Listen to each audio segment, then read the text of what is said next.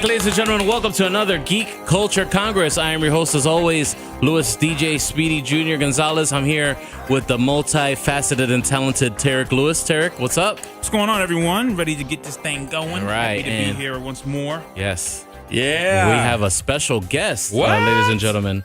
Albert, I'll introduce you in a moment, but Albert, just want you to know that you're our very first physical guest in the studio for the Geek Culture Congress. So, yes, we're moving up a little bit. Okay? No disrespect to Cam. Cam has been here, but I'm sorry, creator. This is the first time also streaming video, right? Yes, we're also doing a video on YouTube, so you can actually see our ugly mugs. Okay. Yeah. All right. I'm soaked in cocoa butter, so I look okay. All right, ladies and gentlemen, we have Albert DeArmas, who is the creator and founder of DeArmas Comics. He is also the creator of the brand new comic book, which is out on DeArmas Comics right now, which is called Alienox. Yep. And we brought him here to talk a little bit about his new project and what his inspirations for doing this, working on this project. And welcome to Geek Culture Congress, Albert. Welcome. Oh, I mean, thank you guys for inviting me here. It's gonna be my first interview in English, by the way. So I will be trying very hard to express myself in the correct way possible. So if I say something wrong or something that you guys don't understand, just play with it like you guys understand it, and I will be more happy than you guys. Just to set up everyone for just to understand where Albert King, who he's known in the Spanish language radio and also stand-up comedy in Spanish. Albert King. Mr. Albert DeArmas is very famous here in Florida as well as Puerto Rico as a what we call in Spanish a locutor, a Spanish MC on Spanish radio and Spanish top 40 stations, and also doing morning shows. He did morning shows for many years here in Tampa and in Orlando area, also in Puerto Rico. And he does right now still continue to do a Spanish morning show in Delaware and Jersey. That's on Ritmo 96.9 over there, right? That's right, yeah. And you also have your own online radio station that you work on as well. Yeah, go ahead and plug that real quick. Mega Radio. So if you're Hispanic and you want to hear some good morning show content, you could check them out on that. But this is like completely different from what you've done before. I know you've done stand-up comedy in Spanish, and I know that you used to do. Well, I used to work, secret. I worked with Albert for many years in different radio companies, and I know that he's always been an artist. Yeah. But this is the first time that you've actually taken something of a creation out of your mind and actually put it as a product and as a product for people to consume. So, first off, how did you start in doing art? And then we'll talk about what made motivations for you to start doing this comic. Okay, well, first fair. I think I born with the talent. Yeah. My mother is an incredible artist. She used to draw beautiful things since I was a child. My grandfather also was a great sketcher. Really? And, but back in the days, old schoolers, drawing wasn't that good. It was like, you are not going to live doing that, so you need to make some money. Yeah. So my grandpa never pursued it. Right. But my mother, she was born in another generation, and she was more open to the creativity side, and she started working with her gift about drawing women dresses, and she started making real dresses for people, and then she studied that on college, and then she became a professional designer. Nice. So I always was watching pencils, crayons, paper all over the place because of her. And when she noticed that I have the talent to draw, she just indirectly is the correct word. Mm-hmm. She just put the paperwork that she have, the rolls of paper in the floor, right. and she put me there with some pencils to see what I was doing, and it was a playground for me. So I started drawing until the art get perfecting by itself. And then I started studying arts as supposed to be, and I love it. I know about acrylic. I know about painting. I know about art and craft, and and also the art that I decided to be my art was sketching, drawing, cartoons, and all that. And I've been doing that since I was 5 years old. Wow. And when I practiced and became more professional about it, I was like 15 years old. Wow, really? 15 years old, I was having my own comic strip on a local newspaper. Really? I didn't even know that. So yeah, wow. It's called La Perla del Sur. And that newspaper means the Pearl of the South. Pearl of the South, doesn't know yeah. Spanish. And it was a local newspaper from the south of Puerto Rico. And I went there one day. I said, listen, I want to do some characters. I have some stories to tell. Give me some space. And they said, well, we're going to tell you the gaps. Because back in the day, it wasn't computer. Right. They really, copy and paste was copy and paste. Yeah. You know what I mean? it was copy with a copy and paste with paste. That was like that back in the day. So they was giving me some areas, some gaps that they don't have anything to put there. Wow. So I was there the whole day watching what areas I would be able to do my comic strip. So I do it on spot. What area? Oh, 2 squares? Okay, I do a comic strip of 2 squares. Wow. A joke about 2 squares. And I make the joke right there. It was very organic and very fun. Nice. And it helped me a lot to realize how to do continuity drawings about a character saying something and ending with a good punchline. So it helped me a lot to build the jokes very fast. Yeah. And I didn't realize I was also in a training to be a DJ someday. I didn't know it, but I was doing it right there. I was 15 years old in that newspaper. Or your comedy and stuff. You were practicing already. Practicing comedy, yeah. Wow, great. It was crazy. And then you told me a story about when you used to sit in front of the port of San Juan and sketch people. Yeah, when I was giving that answer real quick before we go on to the comic book. When I was in college, I was trying to pay the dorm, and I went to the cruise port in Old San Juan, and I draw every tourist. I charge $1 per cartoon. And it was fun because I didn't have any license to do. You're supposed to have a license to do that. So I was doing something illegal right there. Right. Because there was people paying a monthly fee to sit down there and sketch people. But I was doing it just, imagine, you're a student, 19 years old, let's do it. So I sit down and start drawing for $1 a piece. And people were sitting down there charging $25 a piece. So I'm getting all the tourists with me. Yeah, you undercutting the market, yeah. Big time. That's why they were calling me the cops and all that. And I was running like was selling drugs, you know what I mean? But in reality, I was just sketching the same that they do, but more faster and charging $1. Back in the days, I was living the dream. Imagine that. Just in a weekend, I was doing like $1,500. You know what I mean? Yeah. It was crazy. Wow. And it also helped me to draw very fast and because the police was coming. Yeah. You know what I mean? It was crazy. You ever draw the police as you were running from them? Yeah. I even draw with the police running back. Yeah, it was crazy. All right. So we're going to talk a bit about where does the Alienox idea come from and what inspired you to create it? Well, I have been very... my dad used to have a video club back in the days before Blockbuster arrived and killed all it was like a video rental place. Yeah, video rental place. And I was introduced to a bunch of movies, right? I was... After school, I need to sit down there. It's a family business. So that was my house. So I needed to do rewind to the VHS. And I needed to watch some movies and all that all day. And I became a fan of the movies from Steven Spielberg, George Lucas. Everything that was like out of reality. Right. Science fiction and all that, I was in love with. I even became a fan of horror movies like Freddy Krueger, characters like Freddy Krueger. Jason wasn't not part of my favorite list, but Freddy was my favorite one. And Chucky was better. Chucky was also great. And that type of stories, I really was very attracted to. So when I saw the movie Inner Space, remember that movie? It's a comedy movie with where Dennis the guy he gets really small and goes inside the body of somebody. I do not remember this movie. I'm gonna have to go look it up now. That movie is crazy. They shrink a guy so they can put him in a body with a syringe Right. inside another human being, but they mistakenly put the guy inside another person, and that person is the comedian of the movie.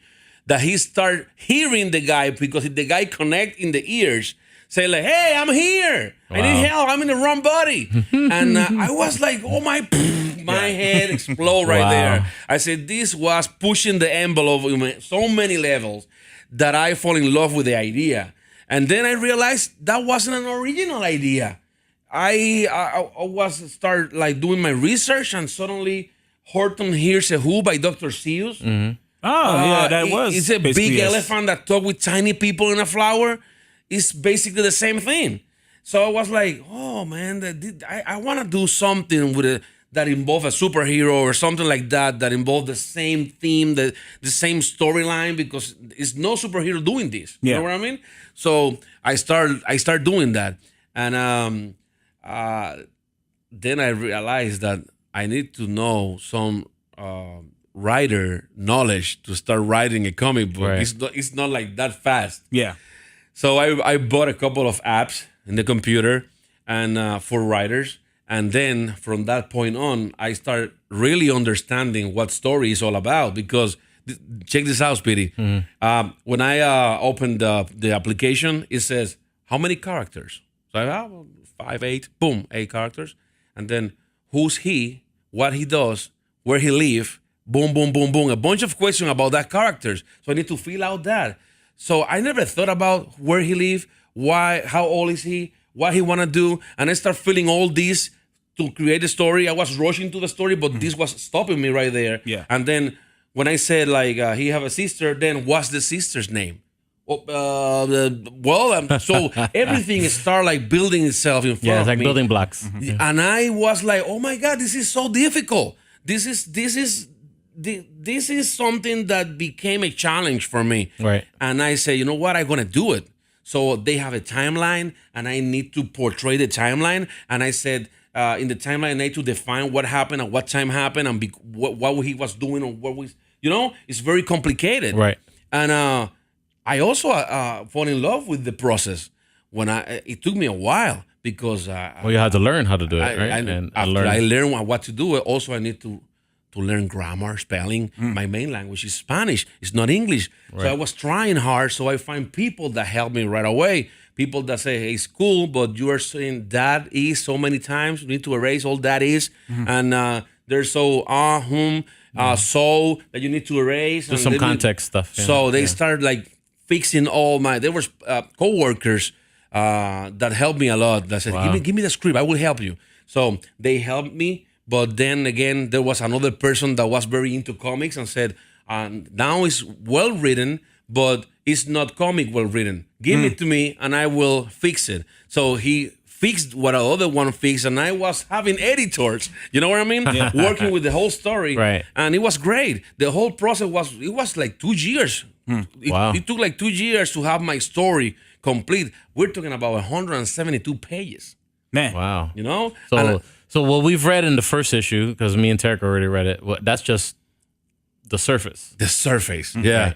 Yeah, I didn't. Because we had a discussion prior to the show, and we were like, hey, we're kind of confused about some things, about some, like what we read so far. We're like, well, I guess the second one, will explain a little bit more better. Yeah, the second is full of answers. I see. Not all the answers.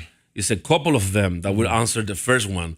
And it have a lot of action panels that I was crazy to do action panels. So I want to have action panels in the second one too. There's an interesting quote that you started the comic book off with. It says, there are as many atoms in a single molecule of your DNA as there are stars in a typical galaxy. We are each of us a little universe, which is a quote from Neil deGrasse Tyson, which is a famous astrophysicist, I guess. Yeah. Something like that. It's something that you require multiple PhDs for.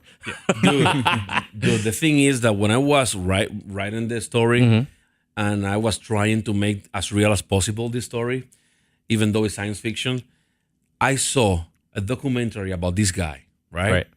And he put in the TV, I have the picture of a galaxy, a real galaxy, and a picture of another thing that looks exactly as a galaxy, but it was inside of us.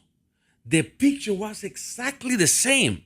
Wow. And he said, like, it looks like a galaxy, right? and everybody in the audience was like, yeah. So yeah, let me unzoom it a little bit. Let me get out of there a little bit. Boom, boom, boom.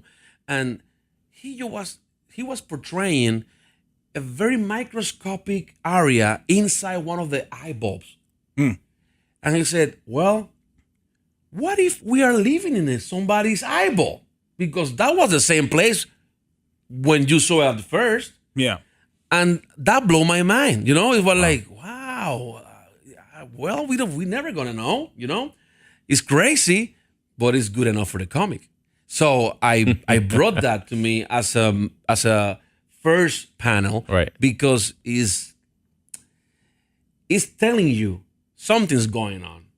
So from this point, we are going to have a story. Yeah, it's a great lead-in for what the comic may or not be about. Yeah, you read the comic, the Alienox comic? I did. Yeah, yeah. I call it the eye opener for Donovan. Yeah, the character. It's like, what is going on? You were with Donovan. You don't know what's going on. Right. The only thing you know is that you didn't kill those kids. I don't want to spoil everything in the comic, but he's been like a suspect for a murder that he didn't commit. Yeah, right. Or at least that was his thing. Well, let's get the people a brief preview of what the whole comic is about. Can you just it's about the whole story of Alienox is a guy that is contacted by an inner being. That's what his name is. Donovan. Donovan, right? Yeah, Donovan. And we don't quite know exactly who Donovan is or nothing about him. Soon you will know. Which, as I told you, was my problem with it. But you said soon I'll know. Okay, fine. yeah, because to tell you who he is, then it will spill some beans. All right. So that's why I needed to hook people with the story. Like, okay, something's going on here. I put a little bit of everything that is going on, like Warion, the character Warion, the character Dr. Woodlin, the Donovan character, the Dr. Furmore. Is these guys all are related, but you need to know. You need to keep reading to know what is everything's going. Right. Where is everything's going to, and you would be amazed. Really, it's amazing. But if I need to tell you in one sentence what it is about, is a guy that is contacted by an inner being. Okay, that's what everything is about. His powers will be the abilities that he will be acquiring by the help of the inner beings. Got you. So he has like a whole planet living inside of him. Yeah. And his powers come from that planet, I guess, or the beings on that planet. The living beings that are inside him, are the one who need him. At the end, a bunch of stuff happens in the comic book that I don't want to ruin for anybody. I want everybody to go check it out, experience it for themselves, and just understand that it's just a chapter 1. Of course, you're not gonna have a conclusion at all. Yeah. And it's just scratching the surface of what the whole story is about. Alienox is. The main characters, you have Warren, who is a soldier that he volunteers for this experiment to have the extraterrestrial life for the human skin, right? Something happens to him and he disappears. But we'll find out more about him later, right? Yeah. Then we also have the Dr. Woodling, which I think he's kind of like the antagonist. He's one of the bad guys, kind of, sort of. Yeah, but not really. He's in a you don't know yet. We don't know yet. He's going to be complicated. He's going to be like one of the antagonists. We have Daphne, which is Warren's wife, and something happens to Daphne in the story, which I won't ruin for everybody, but we're not exactly sure what happens to her in the story. Something happened. Something happened to her that she gets.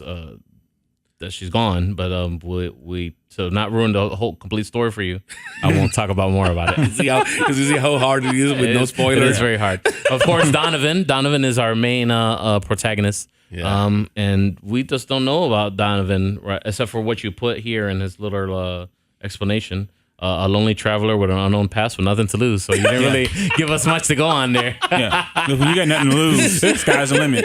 Yeah. But it was interesting. And Dr. Fillmore is the other, I like the other antagonist, the other bad guy, or the other guy with questionable motives in the story. Yeah. And then, of course, the superhero antagonist, which is the Blood Mask. Uh-huh. Which is I guess, the other planet per se. If we're You talking got about it. the planets that Speedy live is a inside smart guy.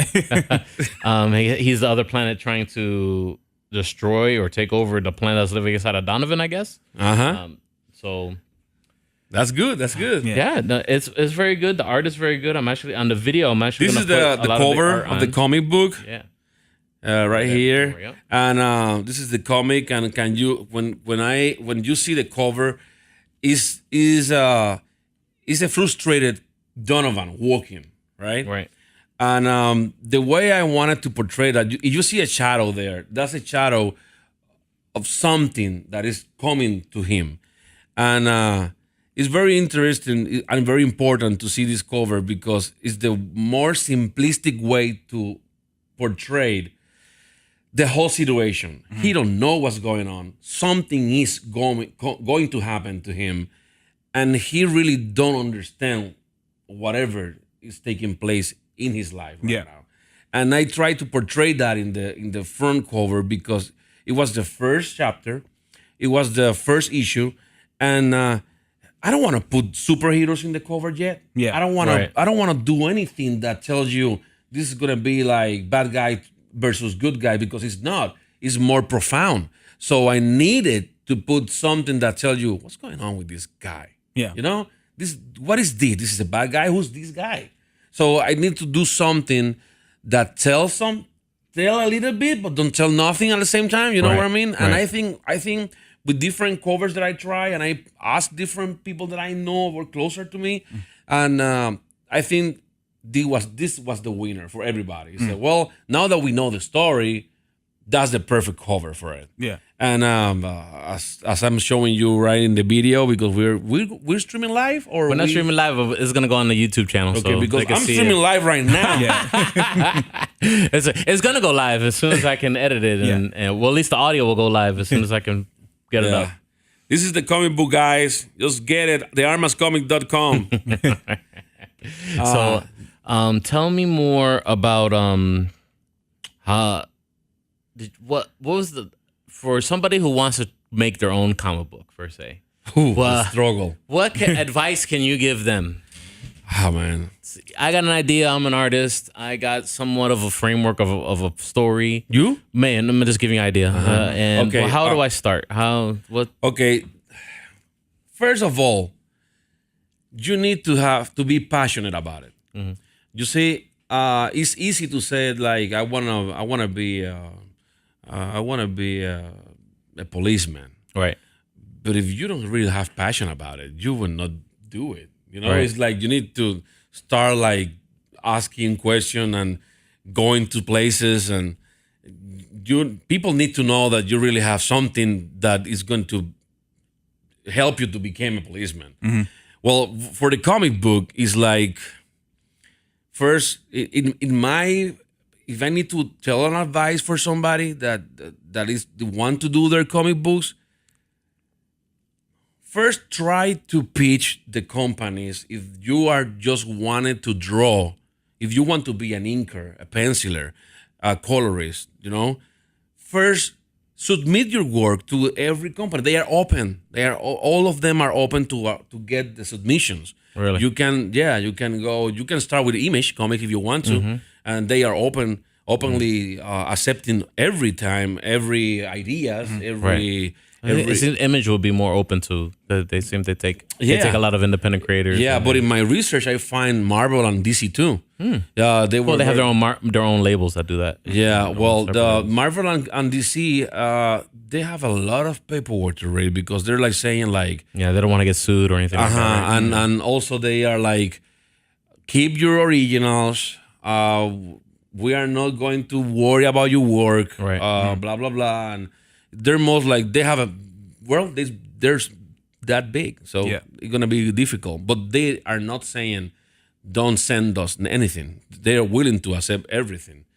So try, because they have a department that is opening letters and watching what you got. I mean, the only thing you want to do is drawing, sketching, painting. Maybe they have their place for you. In my case, I wanted to show a story. I wanted to share a whole story, a whole new character, and nobody will give me that opportunity. Right. I needed to do it by myself. So it's either I really take this seriously and do it, or I don't do it at all. Right. So I really, really start doing it with passion. Right. And as soon as I get my story real, I like the beginning. In fact, you know what? Later I will show you. I have like 5 ends. You know, How the comic book 5 endings Right. from the story that I struggle to choose one of them. Wow. But it's like that when you're happy with everything that you have, and you say, well, this is it. I need to end this story. How this is going to end? So I need to choose the best ending for the story. It took me 2 years to. I don't know if because my English was my main language. That took me 2 years to finish it. Right. But it took me 2 years to finish the story. Wow. And then I draw every panel in pencil, and I organize every. So you didn't even go page. straight to a computer. You didn't. No. You did it first in pencil. Everything in pencil, and then I make the pages in pencil to see how it looks, to build it as An idea. an idea, Right. To see how I'm gonna put the character on. It looked like when you're going to record some TV show that you put the images of the Yeah, like a storyboard. like a storyboard, exactly as a storyboard. And I was doing it like that, and I started like eliminating some ideas and all that. And it took me another year of that Wow. because I needed to see the whole story. I cannot start just because I build one issue. Right. One issue is not the whole deal. No. So I needed to see the whole deal, and it took me like a year also.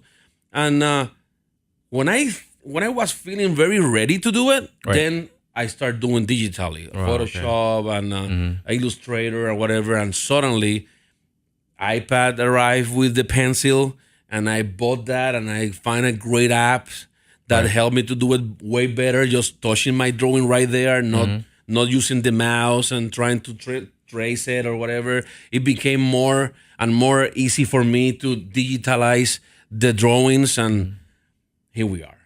So, but people to get the grasp on is that you actually did the art yourself, you did the coloring yourself, you did the plot and the story yourself, you did everything yourself, even the editing, all yourself. Yeah. The computer, because you have to lay out before you send it out to the printer. You actually got your own business, your own LLC, your own DeArmas Comics, incorporate the business. sent it out to the printer, got it printed. And now we're looking at, we've sold about more than 100 comic books. More than 100, that's already great. in the pre-sale. And just the pre-sale alone. 4th of July, we will have officially in the Amazon Comixology comic digital shop. Well, tomorrow. Yeah. Tomorrow, but 4th of July for anybody listening to after that. Yeah, 4th of July, man. It's gonna be everywhere in the Comixology. All right. Catalog. And, the digital version, I think you explained, the digital version is going to have some panels that did not fit on your print version. That's true. That's you had to eliminate, right? Yeah, because I didn't know what's going to happen when I send it to the print shop. Right. The editor over there told us that it's a 20 pages book, so 4 pages. I cannot count those 4 pages because that was the cover, the back cover. So those 4 pages are not going to be part of the story. So I said, what? Then I just left with 20 pages, and I have like 24 or 26 or whatever. So I was like, oh, okay. So you had to eliminate some stuff. I called them, and the lady was very nice, and she said, well, you just need to delete some pages. Yeah. Yeah, sure, thanks. Delete some pages. You just been working on the story for 2 years. Oh my God. So I sit down and start like deciding which page can you read both, right? Digital. I did read digital, and so it was and good. there is some parts in that bring some light to better than the print one. But if you read the print one, you pretty much get the idea of what the story's going, how is it starting, you know. And the page that I delete for the print, it didn't have that dramatic change, right? You know, it's just play with your imagination there. So I try to do it the best way possible. So the online version one has like the deleted scenes, basically. Yeah, exactly. Yeah. Deleted scenes. The extra special the features. Special director's features. cut. Yeah, the director's cut. The commentary. Oh, Yeah, that's what's up. That's great. That's great. All right, so man, thank you so much for coming by today, Albert. I really appreciate it, and plug in everything. Okay, the comic book is available now, practically, because this is going to be up already. So it's going to be available now on Comixology, of course, the Amazon app. So if you just want a digital copy and read it for yourself, you still are selling copies on I'm go ahead and plug your website. DeArmasComics.com, DeArmas comics.com, and you can buy the physical copy there. Right. If you like to have it in your hand, They're signed. Yeah, signed. You throw in some. But I don't know if you're still doing a digital copy as well. Yeah, the pre-sale package is still there. Okay, pre-sale package. It's gonna end in August 25. They get the stickers. They get the digital copy, a sketch, and a sketch. Yeah, exclusive sketch. So and that's great. Do you have any other stories planned for us? Yeah, stories like different aside from Alienox. Yeah, I'm working two other stories. Okay. One is called Bunnyhood, and it's a satire. That's the way. Satire. Yeah. It's a satire about corruption, government, society. And I'm doing it with silly, cute rabbits. You know what I mean? It's like one of those rabbits will be a very bad one. You know? But it's going to look so cute. And I'm playing with the world they pretend us to see, but in reality, it's not like that pretty and cute. You know what I mean? It's going to be awesome. It's the first time I write something about satire, whatever is going on in society. So it will be action, comedy. It's gonna be a little comedy. Yeah. And the other one is called These Guys. These Guys is three friends based in the 1990s. And they are just being teenagers, you know, using every element of the 90s and what stories about what happened in those days. And how different, so people see the difference between how you hang out and how you used to hang out in the 90s. Yeah. You know, it would be funny for the reader because, oh yeah, I remember that phone. Oh yeah, I remember this what we did back in the days. Or yeah, everybody danced like that. You know, it was like crazy TBT kind of story comic book. It would be fun. And every issue will be start and end. It's not going to be a story for all the issues. So you want to buy one just to see what it is, and you like every story. Then the next one will be another story, but you will be more related to the characters in the next one. But you can just read one. Yeah, it sounds like putting a sitcom on paper. That's dope. Oh my God, he say it perfectly. Yeah. It will be like that. Awesome. That's how it is. You can see the covers of these two new projects and the DeArmasComic.com as well. Awesome. They're in the store area. All right, great. And you can see it we're actually going to be at some Comic Cons, so go ahead and plug that as well. Yeah, in Florida. We're gonna be in Kissimmee. That's right. Right? Mm-hmm. In the Infinity Toys and Comic Con event. Yes. And Geek Culture Congress will be with you as well. We'll be out there because we're promoting. We need some more listeners. We need some more listeners so we can sell some commercials. Yeah. And make some money because this podcast hosting is not cheap. You should print some flyers though. Yeah. It's already done already. Okay, cool. It's on the way. Yeah, that's cool. So really we're gonna have a blast there, and it's amazing because the 25th. We are going to launch officially the comic book Alienox in every platform, digital platform. So the pre-sale will end that day, and you gotta get just the comic book, no special gift, and no sketches, no stickers, no everything like that. It will be the end of it, and you also gonna find it everywhere. So Kindle, Barnes and Noble, you know, every digital platform, is gonna be there. The 25th of August. So it's like synchronized, not planned that way, but crazy synchronized that the launch date is hand in hand with the Infinity Toys and Comic Con. And we're waiting for another Comic Con. Yes, we're going to try. We have moving everything into place to be at MegaCon Tampa. So hopefully we'll be able to make that official soon. And for people that doesn't know where the Infinity Comic Con is, will be in Kissimmee. Kissimmee, and that's I forgot the name of the place. Sports Arena, something like that. Sports Arena, yeah. The Osceola. Osceola, yeah. Oh my God, I forgot. I don't know. I don't live over there. It's in the webpage. Right. You can go to DeArmasComic.com. Yep. We have a click there, a banner. Okay, cool. And you can click there and go straight to the ticket. They can get a sketch from you. They can get a signed comic. I want to know everybody that bought, that live in Orlando. There's so many people in Orlando that bought the comic already. Yes. And if they can go there and we can just make something for them different, bring the comic, I can just draw something for you or sign it in the front page with some message that you want or whatever. Just go there and we're going to have fun. Really celebrating the launch of the Alienox comic. When is it? August 13th? Oh, August 13th. Hold on. What happened on August 13th? No, I'm trying the Infinity Comic Con. It's 25th. 25th. Okay, so you're right. Yes, August 25th and 26th. Yeah. And we will be out there as well. And maybe we get some police to chase you and see if you can draw.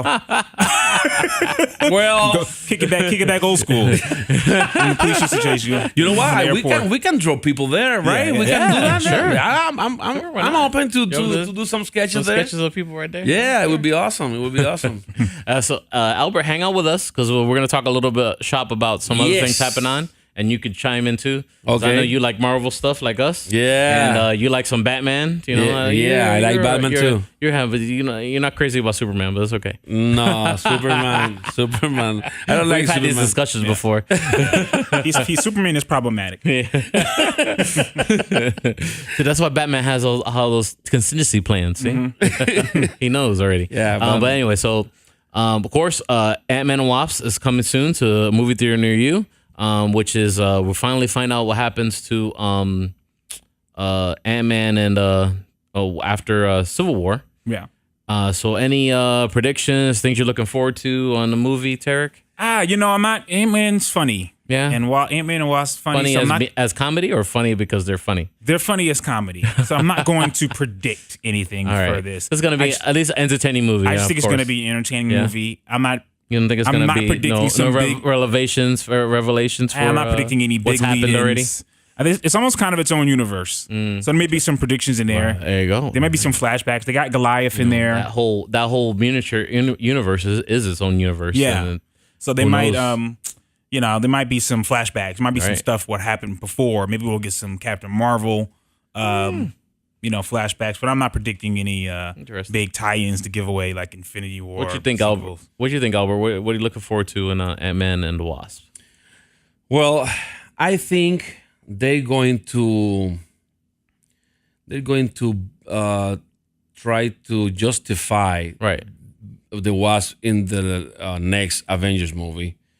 And the way that they were going to do that, in theory, my theory is that they're going to use what they call the super shrink that they when he became going to the different universe, the time, the name of it I forget right now.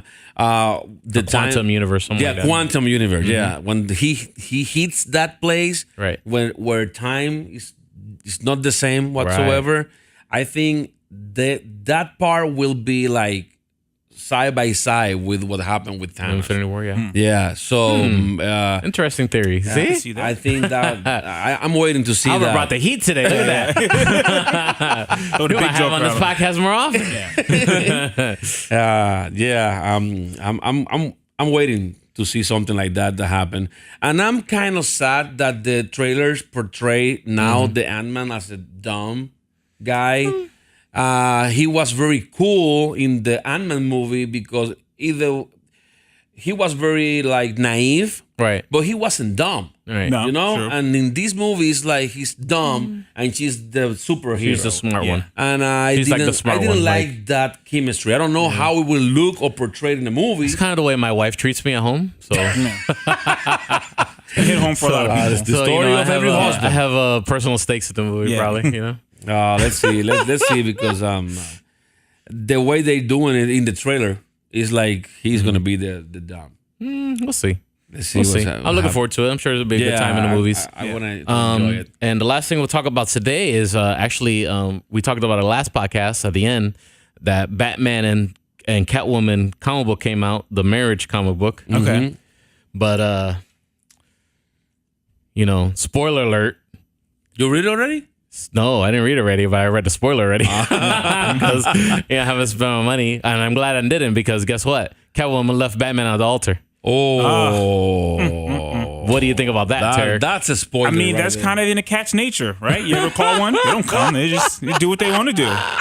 But so much buildup. I mean, the business side of it, so much buildup for issue 50 of Batman that he's supposed to marry Catwoman, and at the end, there's no freaking wedding. What's going on? I mean, there's no happy marriages in comic books. Oh, come on. There's not. It's true. It's true. No Even really Spider-Man. But they ruined that on purpose. So that was a happy wedding. Which happy wedding? Spider-Man and Mary Jane? Yeah, they ruined that on purpose. Maybe in what universe? Yeah, right. Yeah, because I have one book that they're old, both of them, and they hate each other. Oh my goodness. Yeah, it's like, you don't know.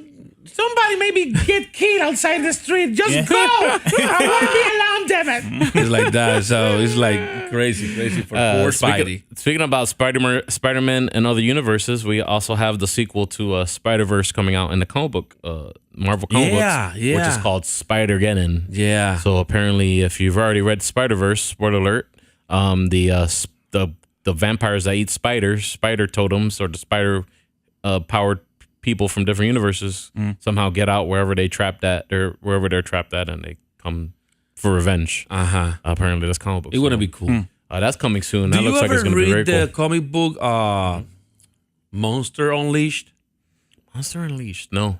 Oh man, you need to read that. It's not story wise like great story, but the sketches, dude. Yeah, they have a bunch of artists working in those comic books. It's like I think they're not too many. It's just 12 copies, 12 issues or something like that. It's amazing. It's amazing. Like Wolfman and Frankenstein, stuff like that? No. Monster, like Godzilla kind of monsters. Okay. Trying to conquer the world and all that. Okay. And all the Avengers are fighting this monster and they cannot do anything. And suddenly some monsters are helping the Avengers.